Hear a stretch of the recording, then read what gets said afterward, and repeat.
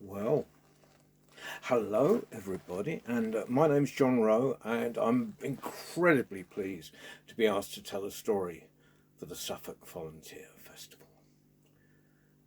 And of course, it has to be a Suffolk story. Now, there are a huge number of Suffolk stories, the best known of which are probably the Pipers of Beccles, the Green Children of Woolpit, the Wild Man of Orford, and of course the two that were published in the Ipswich Journal in 1876, that were stories told to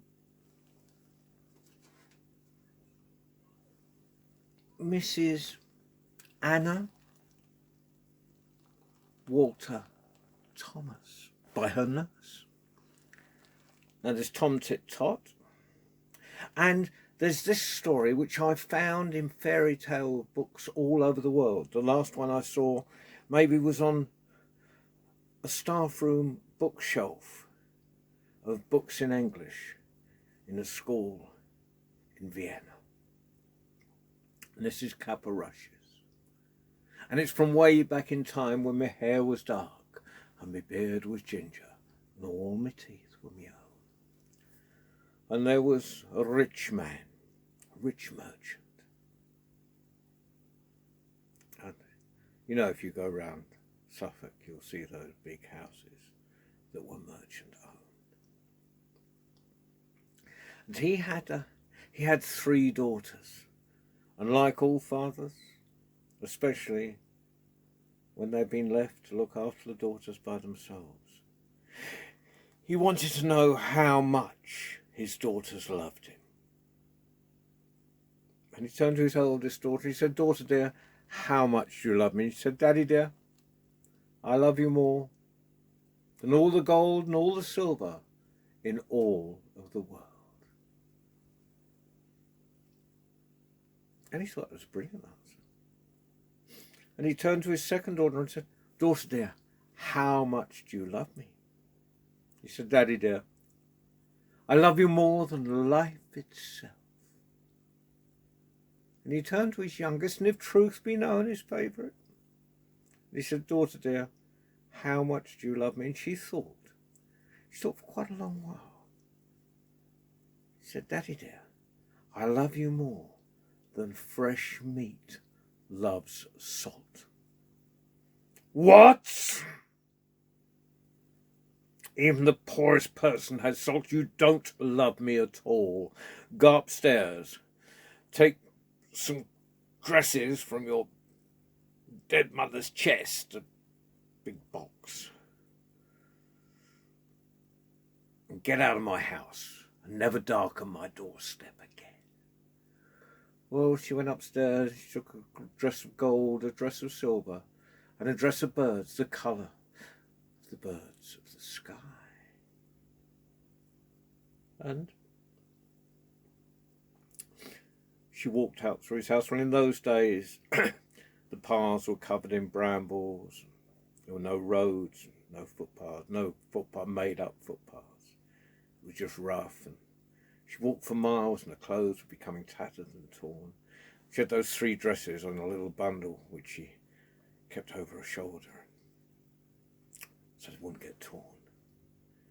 And eventually she came to a stream, and on the other side of the stream was a great house. And she took, and next to the stream was a hollow tree. And she took that bundle of clothes and she put them in the hollow tree. And she waded out into the stream, and there were rushes.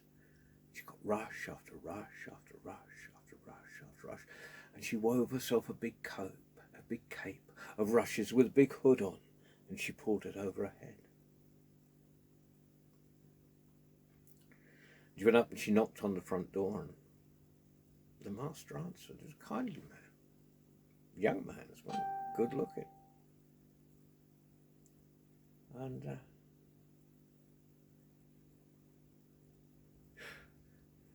he asked what she wanted. She said, "Actually, I'm looking for a job." He looked and said, "Well, go round to the back door, tell the servants I sent you, and they're to give you a job. Well, she was there, she was given a job in the kitchen, the scullery maid. She worked hard. Everyone liked her. You know, she never complained, but she never spoke either. No one knew her name. They just called her Caparushes. Well, this went on for some time till news came of a great dance, and that dance was to last 3 nights. And the first night, the servants turned around and said, Caparushes, Caparushes. There's all the great lords and ladies, and all the rich people will be here tonight. And there's going to be a great ball. And we servants, we go, there's a little balcony, a little gallery that we can watch everyone. And we get some wine and cheese from the cellar, and we have a little party ourselves. Do you want to join us? You know, the master doesn't mind, actually. He knows that we do it. And the Caparushes said, well, I'd love to. I really would. Oh, but I'm far too tired. And she lay down the bench and she went fast asleep. Well, at least that's what they thought. Well, as soon as they were out the door, she went across the stream. She got out the dress of silk, the colour of the birds of the sky, and she put that on. She did her hair, looked at her reflection in the stream. She walked up the big house, and she walked down those steps into the ballroom. All eyes were hers. And the master saw her, and he asked for a dance, and another, and another, and another. At the end of the night, she bid farewell and went across, put on her big cape again, and went and lay down the bench and waited for the servants to come. Caparushes, Caparushes, you should have seen the most beautiful girl you've ever seen in your life appeared. And the master danced all night. We think it's we kind of suspect he's falling in love. Oh, very interesting, said Caparushes. Maybe I'll see it tomorrow night. Or the next night. Caparushes, Caparushes, you've got to come with us. I would, I'd love to, but I've done loads of work today. I'm really too tired. Well, she went and laid in bed. She went to sleep. At least she pretended to be. As soon as the servants are at the door, she's across. She's in that hollow tree, and she's got out the dress of silver. She looks fantastic. And the master's waiting at the bottom of the stairs for her to come down, and he takes her by her hand and he dances with her. No one else is allowed to dance with her. He dances with her all night. And at the end she makes her excuses. She goes out, she puts on her cape again, she goes and lays on the bench. Caparushes, Caparushes, said the servants as they came in. You should have seen it. She was there again tonight. This time she had on a dress of silver. Oh, she was gorgeous. And the master was waiting for her at the bottom of the stairs. Yeah, we are almost convinced he's falling in love. I wish I'd seen her, said Caparushes. Well, tomorrow night, maybe I'll come with you.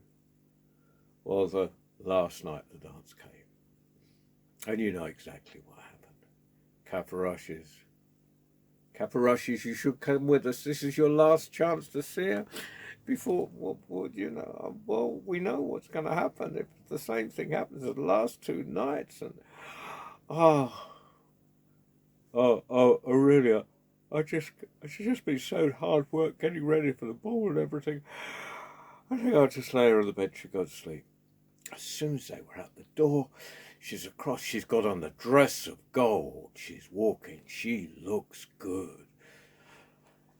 And she comes to the house, and the master is waiting at the top of the stairs for her, and they walk down the stairs hand in hand, and they dance together all night. And at the end of the night, the master takes a ring from his finger and gives it to her.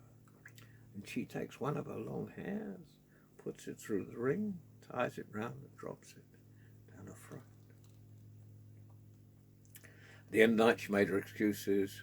This time she went off. She put on her cape of rushes, and she laid down. But you should have seen it, said the servants. This time he was waiting at the top of the stairs, and he walked down the stairs there. He danced there all night. At the end of the night, he took off a ring off his finger and he gave it to her, and she tied it on her hair around her neck. And oh no, we know he's in love.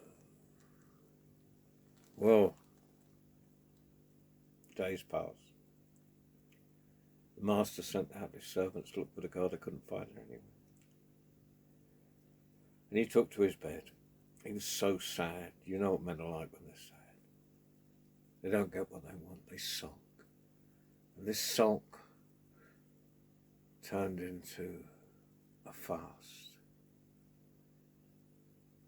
He refused to eat. He refused to drink. He was getting thinner and thinner and thinner. And the servants were really worried about him. I mean, he'd been a good man. He'd been someone great to work for. Who was going to come next? Well, the cook, he was a big fella, big red cheeks, big black beard, big fat belly. Whoa. He was making soup. It was just for the master. You know, people always give you soup when you're old. You don't want soup, you know. You want cream cakes, ice cream, but they make you soup. And he's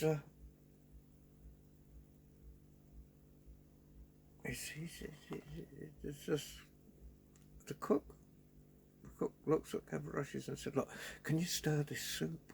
And when it's ready, could you put it in this wooden bowl? And could you send it up to the master?" Well, when it was ready, she took the soup and she put it in the bowl, and then she took the ring from round her neck and she took the hair off first, put it in the soup. And the soup was taken to the master. And you know what it's like when you're ill and you don't really want to eat, and you push the food around your plate and play with it. You know, your parents all did this. Don't play with your food. Well, it was a bit like that, so it's no good pushing soup around. It just falls back into the middle. And you put clink, clink, clink. And he pulled out the ring. "Who made this soup?" he said. Well, they sent up the cook, big fella, big black beard, big red cheeks, big back belly. "Well, it wasn't you," he said. "Someone must have helped you. It's just a little servant girl, couple of rushes. We like her. Don't be angry with her. Send her up." Well, there she stood. "Where did you get this ring?" said the master. "From him who gave it to me," she said, and she threw off her cape, and there was the girl he'd been dancing with for 3 nights. Well, of course there was to be a wedding. And of course all the rich people in the land were to be invited. And of course the servants, she was their friend, and she'd done well. They really wanted to, do a brilliant feast for her. And she just had one request, that the meat should be served without salt. Yes and no? It would be horrible. It would be disgusting. You know? "I insist," she said. Well, the food was served, and there was everyone sitting there, all the rich people of the land. Well, that area. Suffolk. We might have let a few down across the Waveney from Norfolk, and a couple across the Stour from Essex, but they're mainly from Suffolk. I don't know about Cambridgeshire. Might have been a couple of dons in from Cambridge. And they're sitting round the table, and the meat's served. And the master takes his knife and he cuts off a slice of meat. And he puts it on the end of his knife, and he puts it in his mouth. There weren't any forks in those days, you understand. And everyone else cut off a piece of meat and stuck it in their mouths. Ugh! And they spat it on the floor. It's disgusting. And they're all looking at each other, and at the end of one of the long tables was a man crying. And I asked him what was wrong, and he said, "Well, it'd been a long time now, but I've 3 daughters. My wife was dead. I just was feeling a bit down, and I just asked them how much they loved me, and the oldest one said she loved me and all the gold, more than all the gold and all the silver and all of the world, and the second one she said she loved me more than life itself. And I thought, those two daughters, they really loved me. But the youngest, if truth be known, my favourite, told me she loved me more than fresh meat loves salt. An idiot that I am. I thought she didn't love me at all, and I sent her away, and only now do I realise she loved me more than all the others. And I've no means of knowing whether she's alive or dead.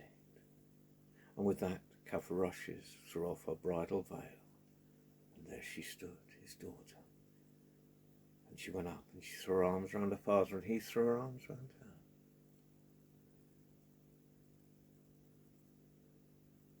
There was a great family reunion, and a reconciliation.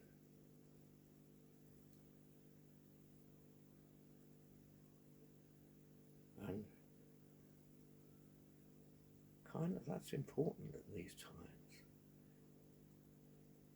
because with lockdown, a lot of us have been saying things that maybe we wish we could take back.